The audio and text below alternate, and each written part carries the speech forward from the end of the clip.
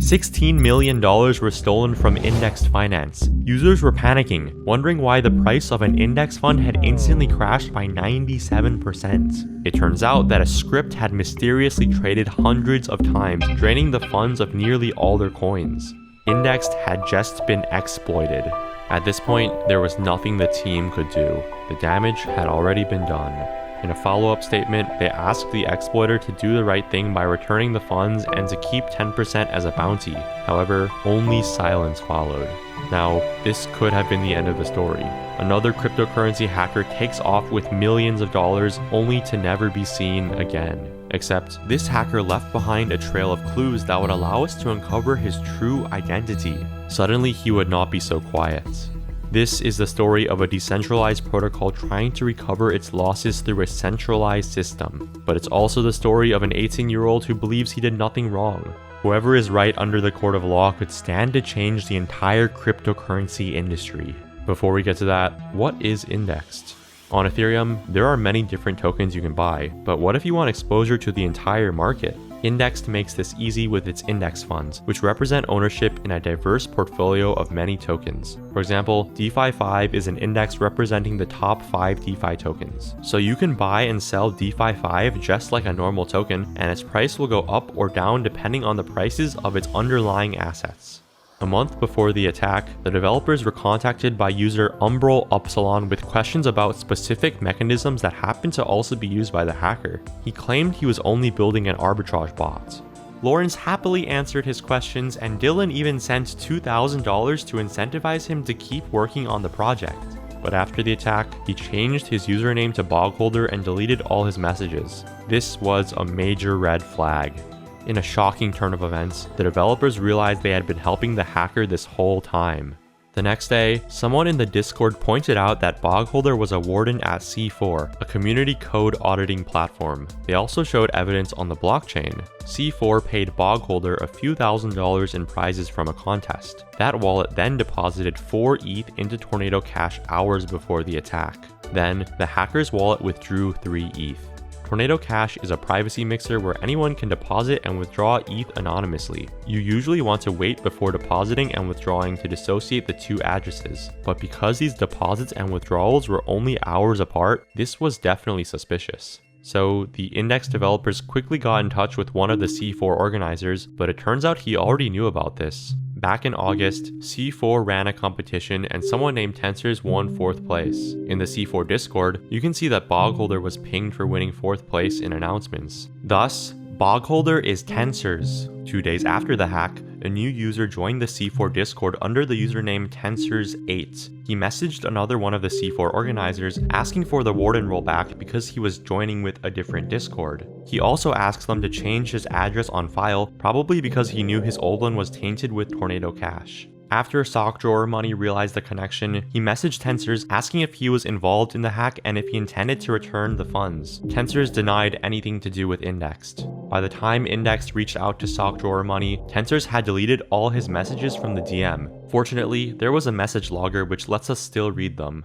From here, the blockchain provided more paths to search. This wallet only has 6 transactions, 3 of which are receiving ETH from Binance, sending ETH to Coinbase, and sending ETH to another wallet. Upon receiving the ETH, it immediately sent it to the C4 wallet that Tensors owned. This discovery was particularly incriminating because it revealed a possible link to a centralized exchange, which requires identity verification. Index reached out to those exchanges in an attempt to uncover the hacker's real-life identity. For now, they published all this information and presented an ultimatum. Tensors, you have 36 hours to return 90% of the stolen funds. If you fail to do this, we will be sending all the information that we have to law enforcement agencies for them to do as they see fit. We will not stop digging either. You've slipped up elsewhere. You can now choose what difficulty you want to play this game on. Easy mode or Dark Souls. It's your call. Later, Indexed was able to uncover the hacker's entire digital footprints. While waiting for a response from the exchanges, Indexed received another tip that Bogholder had registered for C4 using the GitHub account mTheoryLord1. Searching this username on Google revealed another GitHub account, mTheoryLord, which had a single commit in a repository titled Grade 12 Project. This meant the hacker was finishing high school in 2016. Initially, it looked like this commit contained no more information, but the git command line revealed the email address used to submit the project. It includes a domain owned by a high school in Ontario. They also found a Stack exchange with that name. The account mostly posted about math, but 3 months before the attack, he asked a question about executing flash loans on Ethereum. Next, there's a Wikipedia account. His first post was a bit egotistic. After that, he made an edit to a page about a game show for high school students. It edited the alumni section to add a name that matches the previously found email address. Googling the name led to his personal website. The website was down, but had been cached by Google about 16 hours before the attack. It stated that he is a master's student at the University of Waterloo studying pure mathematics, and he has an interest in cryptocurrency. 20 minutes before the ultimatum deadline, the website was back up with the references to cryptocurrency deleted. It linked to his resume, which contained his birthday. It was at this moment that the team realized they were dealing with an 18-year-old. This took them by surprise and raised some serious ethical concerns. Suddenly, the investigation halted. Andy had taken 10th grade math in elementary school, graduated from high school at 14, and completed his bachelor's in 3 years. When Index went live, he had just started working on his master's degree. Andy was truly a genius for his age. He was also a skilled coder, regularly participating in contests to find security flaws in systems. He took an interest in decentralized finance, particularly the mechanisms of automated market makers. He estimated that he spent hundreds of hours playing around with the math behind them, experimenting with the profitability of different strategies. He then wrote bots that would execute arbitrage trades on those platforms, turning a small profit and helping the pools run more efficiently. After discovering Indexed, Andy obsessed over its code and noticed a mispricing opportunity. At first, I didn't believe it, but on paper, it worked. He spent the next month writing a script to exploit the vulnerability. However, as advanced as he was academically, his social maturity lagged. One former classmate described him as being self-confident to the point of arrogance, and openly condescending to students he deemed less intelligent. Whenever he did or said something, he believed it was infallible, the absolute truth.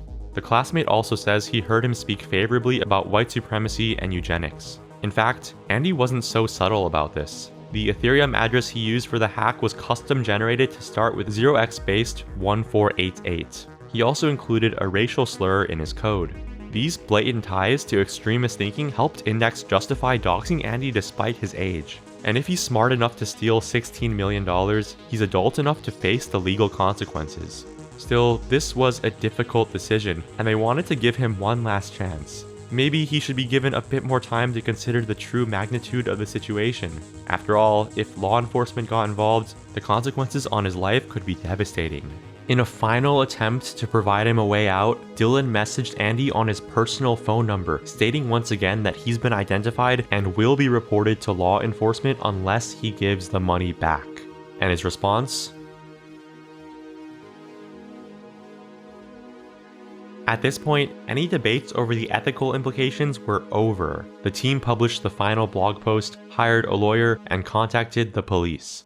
While the team was busy investigating the case, Andy was busy trolling on Twitter. He wrote a poem and taunted the team for their response. He called what he did arbitrage and claimed that users were simply outtraded. In the end, he said he was looking for the most elite crypto lawyers. While Andy clearly stole money from Indexed, the legal implications are uncertain. This is because Indexed itself was never technically hacked. Indexed is just a set of smart contracts on the Ethereum blockchain. Think of it like a global computer where you can program stuff. But these smart contracts aren't so smart, as they execute everything strictly to what the code says. In this case, Andy was not breaking any of the smart contracts rules. He only manipulated them in a way to achieve an outcome nobody expected. I'll make another video explaining exactly how the hack worked, but to summarize, Andy used $157 million in flash loans to artificially manipulate prices. This tricked the smart contract to think the index fund was 380 times cheaper than it should be. Finally, he bought a ton of these index funds at this price and redeemed them to drain nearly all the underlying tokens. Dylan was aware that this could be a possible pathway for attacks. He spent at least 2 weeks looking into it, but couldn't find any errors, nor could 2 security researchers he paid to examine the code. Unfortunately, if you don't find the bug, someone else will, and then you're at their mercy for whatever they decide to do. Andy believes what he did was perfectly legal. It wasn't a hack, but rather a complex series of transactions that exploited the operational logic of the smart contracts. This is the idea of code is law. However, this is a relatively controversial doctrine within the crypto community. Most people on Ethereum will argue that code isn't law, law is law. In that case, Andy would have violated statutes against market manipulation and computer hacking. Whatever he did is definitely unethical. The people that were affected by this were only trying to diversify risk using index funds. Nobody deserves to have their money whisked away. Nearly 2 months after the attack, Index filed a lawsuit. However, they learned they weren't the first to do so. An anonymous company called Cicada137 had already sued Andy. According to the complaint, Cicada represents the largest token holder who lost about $9 million in the attack. Cicada had already obtained an order freezing the disputed tokens. They also got an order to search his parents' house. But when the search was executed, Andy had already left, taking his computer with him. His parents and younger brother said they didn't know where he was. A week later, Andy appeared at a virtual hearing on Zoom. His camera was off and he barely spoke. The judge ordered him to either transfer the disputed assets to a neutral third party or to appear in court the following week. When the deadline arrived, he hadn't done either. The judge issued a warrant for his arrest. A lawyer for Cicada says there's good reason to believe Andy has fled the country. The case is now incomplete until authorities can locate him. Without him or his tokens, it's impossible to have the case moving. I reached out to Andy using his email, and I didn't expect him to actually reply. He said he could answer my questions. I first asked if he was concerned about being identified and why he didn't take precautions to conceal his identity. When he started contacting Indexed, he did not know about the exploit, so he didn't bother to set up a burner Discord. He also had a very strict window to execute the exploit. This explains why he didn't wait long enough for Tornado Cash. Now that he has been identified, he's thinking of leaving for places with more freedom, although he obviously won't say where. His day-to-day life hasn't really changed too much. Sitting in front of a computer screen in Canada is not that different from sitting in front of a computer screen in the Arctic Circle. I asked him what he plans on doing with the tokens. He says it's nice not having to worry about food and rent and basic things anymore, but really, he thinks that spending money is a waste. Finally, I asked him why he didn't show up to court. His lawyer says he shouldn't respond. For now, those who held certain index funds ended up with huge losses. Since the hack, the platform has never recovered. Dylan admits that nobody really has the same drive to work on the project after all that's happened. Meanwhile, Andy says he's not concerned about getting a job. Waging in the cage is not his idea of a good life.